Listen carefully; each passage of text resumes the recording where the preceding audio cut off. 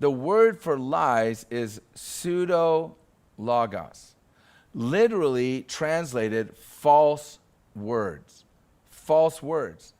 They're speaking as doctrine, concepts, or ideas that are not words from God.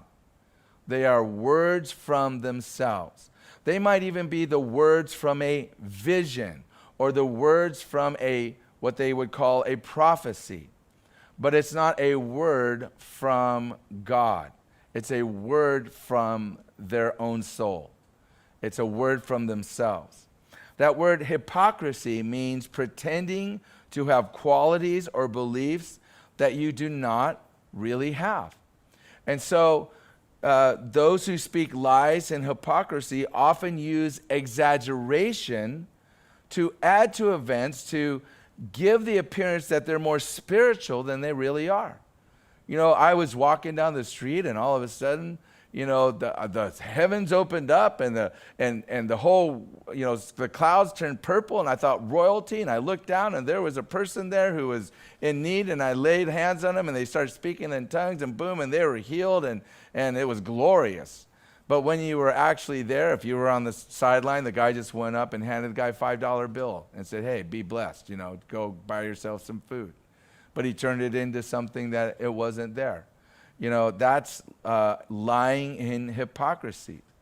You know, phrases like the Lord told me. You know, that's a phrase that if you say the Lord told you, then the Lord better have told you. And if the Lord told you, then it's true and it does not change. It is this and it does not change. God does not change. I had a pastor come to me and say, the Lord's telling me to go join this pastor. And I'm like, are you sure it's the Lord? Oh yeah, I'm sure it's the Lord. Because here's the problem. If it's not the Lord, then you're not gonna last. You're not going to be here long. And you have another problem, and that is you don't know the voice of the Lord, and you claim to be a pastor, and you're going to teach other people how to hear the voice of the Lord, and you don't know the voice of the Lord? Oh, no, this is the Lord. Guess what? 1 month later, someone offered this pastor more money to take another job somewhere else, and boom, the Lord told him to go take the other job. So did the Lord mess it up?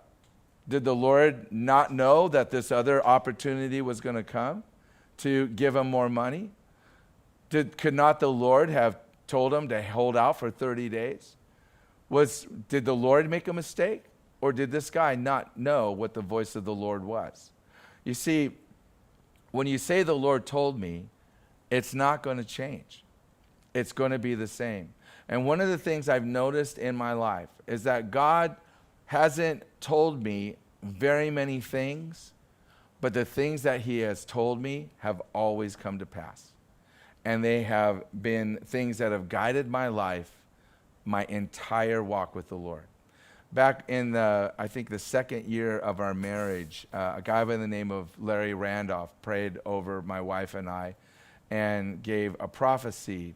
And in this prophecy basically outlined how God would use us in ministry in our entire life. We didn't realize it at the time, but we have watched this prophecy take place from the very beginning. He actually said the order in which things would happen. He said you would be a worship leader, then you would be an associate pastor, then an assistant pastor, then a senior pastor. And that's exactly how it happened. I went from being a worship leader to being an associate pastor at Calvary Chapel, Costa Mesa, to being an assistant pastor with Skip Heitzig, to being a senior pastor here at Calvary Chapel, San Clemente.